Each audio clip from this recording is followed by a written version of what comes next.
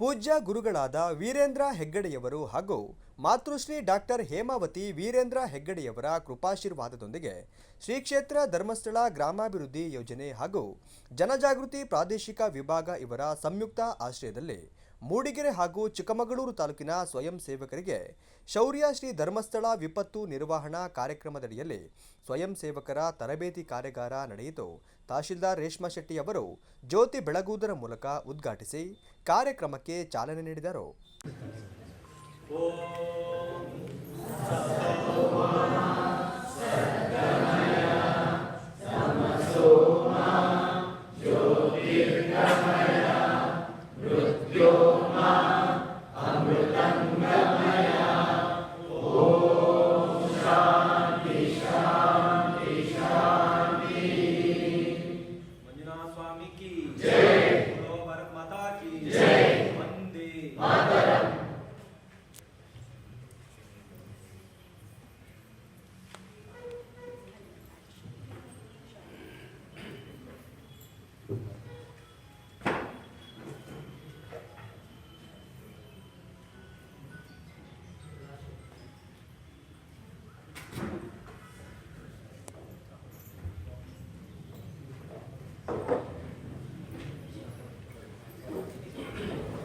ಬಳಿಕ ಮಾತನಾಡಿದ ಅವರು, ವಿಪತ್ತು ನಿರ್ವಹಣೆಯಲ್ಲಿ ಎಲ್ಲ ಇಲಾಖೆಗಳ ಸಹಕಾರ ಅತ್ಯಗತ್ಯ. ಎನ್ಡಿಆರ್ಎಫ್ ಹಾಗೂ ಎಸ್ಡಿಆರ್ಎಫ್ ತಂಡಗಳಂತೆ ಸ್ವಯಂ ಸೇವಕರು ಕೂಡ ಧೈರ್ಯ ಮತ್ತು ಸೇವಾ ಮನೋಭಾವದಿಂದ ಕಾರ್ಯನಿರ್ವಹಿಸಬೇಕು ಎಂದರು.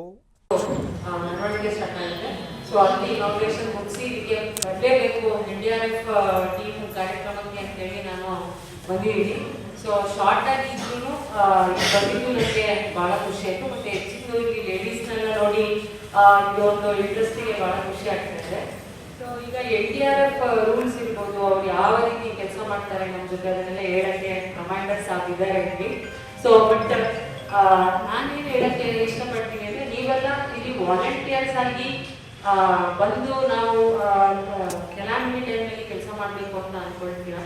ಬಟ್ ಅದು ನಾವು ಸರ್ವಿಸಲ್ಲಿ ಇರೋದಂತ ನಮ್ಮದು ಪರ್ಮನೆಂಟ್ ಜಾಬ್ ಇರೋದು ನಮಗೆ ಭಾಳ ಖುಷಿ ಆಗುತ್ತೆ. ಅದು ಯಾಕೆಂತ ಹೇಳಿದ್ರೆ ಕೆಲಾಮಿಟಿ ಟೈಮ್ನಲ್ಲಿ ಇಷ್ಟು ಕಮ್ಮಿ ಜನಕ್ಕೆ ಆ ಒಂದು ಈ ರೋಲ್ನ ಪ್ಲೇ ಮಾಡೋಕ್ಕೆ ಒಂದು ಅವಕಾಶ ಸಿಗುತ್ತೆ. ಅದರಲ್ಲಿ ನಾನು ಒಬ್ಬಳಾಗಿರೋ ನನಗೆ ಫಸ್ಟ್ ಆಫ್ ಆಲ್ ಭಾಳ ಖುಷಿಯಾಗಿದೆ. ತಹಶೀಲ್ದಾರ್ ಅಂತ ಕೂಡಲೇ ನನ್ನ ರೆವಿನ್ಯೂ ಡಿಪಾರ್ಟ್ಮೆಂಟ್ ಬರುತ್ತೆ, ಭಾಳ ಜನ ಗೊತ್ತಿರುತ್ತೆ ಇಲ್ಲಿ. ಸೊ ಡಿಸಾಸ್ಟರ್ ಮ್ಯಾನೇಜ್ಮೆಂಟ್ ಆ್ಯಕ್ಟ್ ಅಂತ ಹೇಳಿದೆ ನಮ್ಮಲ್ಲಿ 2005 ಅದನ್ನು ಜಾರಿಗೆ ತಂದಿದ್ದಾರೆ. ಫುಲ್ ಸ್ಟ್ರೆಂಥನ್ ಮಾಡಲಿಕ್ಕೆ ಕೆಲಾಮಿಟಿ ವರ್ಕ್ಸ್ನ ಆ ಆ್ಯಕ್ಟಲ್ಲಿ ನಮಗೆ ಪವರ್ಸ್ ಕೊಟ್ಟಿದ್ದಾರೆ. ನೀವೇ ಜಿಲ್ಲೆಯಲ್ಲಿ DC-ಗೆ ಕೊಟ್ಟಿದ್ದಾರೆ ಆ್ಯಕ್ಟಲ್ಲಿ, ಅದಕ್ಕೆ ತಾಲೂಕಿಗೆ ತಹಶೀಲ್ದಾರ್ಗೆ ಕೊಟ್ಟಿದ್ದಾರೆ. ಸೊ ಕೆಲಾಮಿಟಿ ಟೈಮ್ನಲ್ಲಿ ನಾವು ಒಬ್ಬರೇ ನಮಗೆ ಪವರ್ಸ್ ಕೊಟ್ಟಿದ್ದಾರೆ ಅಂತ ಕೆಲಸ ಮಾಡಲಿಕ್ಕೆ ಆಗಲ್ಲ. ಯಾಕೆ ಪವರ್ಸ್ ಬಗ್ಗೆ ಹೇಳಿದೆ ಅಂತ ಹೇಳಿದ್ರೆ, ನೆಕ್ಸ್ಟು ಈ ವಿಷಯನ ನಿಮ್ಗೆ ಹೇಳ್ಬಿಟ್ಟು. ಜಿಲ್ಲಾ ಅಗ್ನಿಶಾಮಕ ಅಧಿಕಾರಿ ಪ್ರವೀಣ್ ಅವರು ಮಾತನಾಡಿ, ತುರ್ತು ಪರಿಸ್ಥಿತಿಗಳನ್ನು ಎದುರಿಸಲು ಅಗತ್ಯ ತರಬೇತಿ ಪಡೆದುಕೊಳ್ಳಬೇಕು.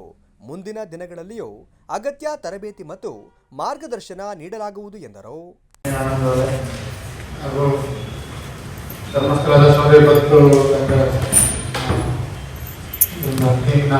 ಎಲ್ಲ ಮುಖ್ಯ ಅಧಿಕಾರಿಗಳು ಹಾಗೂ ಶೌರ್ಯ ಸಂಘದ ಎಲ್ಲ ಸದಸ್ಯರೇ, ಶೌರ್ಯ ಟೀಮ್ ಅಂದ ತಕ್ಷಣ ಪ್ರತಿ ಸಾರಿ ನಿಮ್ಮ ಏನೇ ಒಂದು ಪ್ರೋಗ್ರಾಮ್ ಮಾಡಬೇಕಾಗಿ ನಮ್ಮನ್ನು ಇನ್ವೈಟ್ ಮಾಡ್ತಾರೆ. ಅದೇ ರೀತಿ ನಿಮ್ಮ ಒಳಗಡೆ ನಮ್ಮ ಕಾಣಿಕೆ ಪ್ರೋಗ್ರಾಮ್ ಆರ್ಗನೈಸ್ ಮಾಡಿದ್ವಿ. ಸೊ ಸ್ಪೆಷಲೈಸ್ ಅಂದಾಗ as A fire point of view ಇಂದ ಸ್ಪೆಷಲೈಸ್ ಫೈರಿಂಗ್ ಬೇಕು ಅಂದಾಗ ನಮ್ಮ ಸ್ಟೇಷನಲ್ಲಿ ಆರ್ಗನೈಸ್ ಮಾಡಿದ್ವಿ. ನೆಕ್ಸ್ಟ್ ಇನ್ ಫ್ಯೂಚರ್ ಬೇಕು ಅಂದರೆ ಎಸ್ಪೆಷಲಿ ಫೈರ್ ರಿಲೇಟೆಡ್ ಅಂದರೆ ಅಗ್ನಿ ಶಮನದ ಬಗ್ಗೆ ರಿಲೇಟೆಡ್ ಇದ್ದಾಗ ಖಂಡಿತವಾಗಿಯೂ ನೆಕ್ಸ್ಟ್ ಅಪ್ರೋಚ್ ಮಾಡಿದ್ರು ಸಹ ನಮ್ಮ ಸ್ಟೇಷನಲ್ಲಿ ಮಾಡಿ ಕೊಡ್ತೇವೆ. ಕಾರಣ ಏನಪ್ಪ ಅಂದರೆ ವೆಹಿಕಲ್ ಇರುತ್ತೆ, ಫೈರ್ ಎಕ್ಸ್ಟಿಂಗ್ವಿಷರ್ಸ್ ಇರುತ್ತೆ, ಸೊ ರೆಸ್ಕ್ಯೂ ಐಟಮ್ಸ್ಗಳಿರುತ್ತೆ. ಹಾಗಾಗಿ ಸ್ವಲ್ಪ ಫೈರ್ ರಿಲೇಟೆಡ್ ಅಂತ ಇತ್ತು ಅಂದಾಗ ನಮ್ಮಲ್ಲಿ ಖಂಡಿತವಾಗಿ ಇನ್ನೂ ಫ್ಯೂಚರ್ ಟೀಮ್ಸ್ಗಳಿತ್ತು ಅಂದರೆ ನಾವು ಸಹ ಟ್ರೈನಿಂಗ್ ಮಾಡಿಕೊಡ್ತೀವಿ. ಅತಿಯಾಗಿ ಮಳೆ ಆಗೋದ್ರಿಂದ ಏನಾಗುತ್ತೆ? ಅನಾಹುತ ಆಗುತ್ತೆ. ಮೊದಲು ಹವಾಮಾನ ಅಂತಂದ್ರೆ ಜೋರಾಗಿ ಗಾಳಿ ಬೀಸುತ್ತೆ. ಗಾಳಿ ಬೀಸುವುದರಿಂದ ಗಿಡ ಮರಗಳು ಇರುತ್ತೆ, ಹೌದಾ? ಆಮೇಲೆ ಪ್ರವಾಹ ಆಗುತ್ತೆ. ಗಿಡ ಮರಗಳು ಅಂತಂದ್ರೆ ಈಗ ಗಾಳಿ ಅಂತಂದ್ರೆ ಬಿಸಿ ಗಾಳಿ ಕೇಳಿದ್ದೀರಾ? ಈಗ ಇಲ್ಲಿ ನಮ್ಮ ಏರಿಯಾದಲ್ಲಿ ಆಗಿಲ್ಲ, ಯಾವಾಗಾದ್ರೂ ಹಾಕ್ಬೋದು. ಬಿಸಿ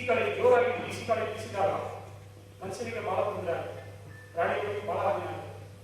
ಅದೇ ರೀತಿ ಜೋರಾಗಿ ಚಳಿ ಬೀಸ. ಈಗ ಫಾರ್ ಎಕ್ಸಾಂಪಲ್ ಮಳೆಗಾಲದಲ್ಲಿ ಏನಾಗುತ್ತೆ, ಅತಿ ಹೆಚ್ಚು ಚಳಿ ಆಗುತ್ತೆ, ಹೌದಾ? ನಮ್ಮ ಕಡೆ ಈಗ ಆಷಾಢದ ಸಮಯದಲ್ಲಿ ಬಹಳ ಜೋರಾಗಿ ಗಾಳಿ ಬೀಸುತ್ತೆ. ಅವಾಗ ಏನಾಗುತ್ತೆ, ಗಿಡ ಮರಗಳು ಬೀಳುತ್ತೆ.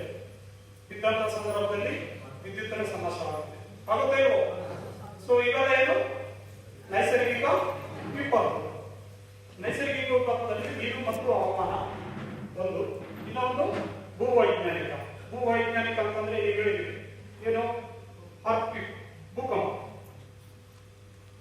ಭೂಮಿಯ ಹೊರಪದರದಲ್ಲಿ ಹಠಾತ್ ಆಗಿ ಏನಾಗುತ್ತೆ, ಒಂದು ಶಾಖ ಉತ್ಪತ್ತಿ ಆಗುತ್ತೆ. ಅದರಿಂದ ಏನಾಗುತ್ತೆ, ಭೂಮಿ ಮೇಲೆ ಕೆಳಗಾಗುತ್ತೆ, ಹೌದಾ ಇಲ್ವೋ? ಸೊ ಈ ಸಂದರ್ಭದಲ್ಲಿ ಶ್ರೀ ಕ್ಷೇತ್ರ ಧರ್ಮಸ್ಥಳ ಗ್ರಾಮಾಭಿವೃದ್ಧಿ ಯೋಜನೆ ಚಿಕ್ಕಮಗಳೂರು ಜಿಲ್ಲಾ ನಿರ್ದೇಶಕರಾದ ಸದಾನಂದ ಬಂಗೇರ, ಎನ್ಡಿಆರ್ಎಫ್ನ ಕಮಾಂಡೆಂಟ್ ಜತಿಯ, ಜನಜಾಗೃತಿ ವೇದಿಕೆ ಸದಸ್ಯರು, ಕರ್ನಾಟಕ ಕಾರ್ಯನಿರತ ಪತ್ರಕರ್ತರ ಸಂಘದ ಜಿಲ್ಲಾಧ್ಯಕ್ಷರಾದ ಅನಿಲ್ ಆನಂದ್, ಜನಜಾಗೃತಿ ವೇದಿಕೆ ಸದಸ್ಯರಾದ ಕುಮಾರ್ ಶೆಟ್ಟಿ, ಶ್ರೀ ಕ್ಷೇತ್ರ ಧರ್ಮಸ್ಥಳ ಗ್ರಾಮಾಭಿವೃದ್ಧಿ ಯೋಜನೆಯ ಕಿಶೋರ್ ಉಪಸ್ಥಿತರಿದ್ದರು.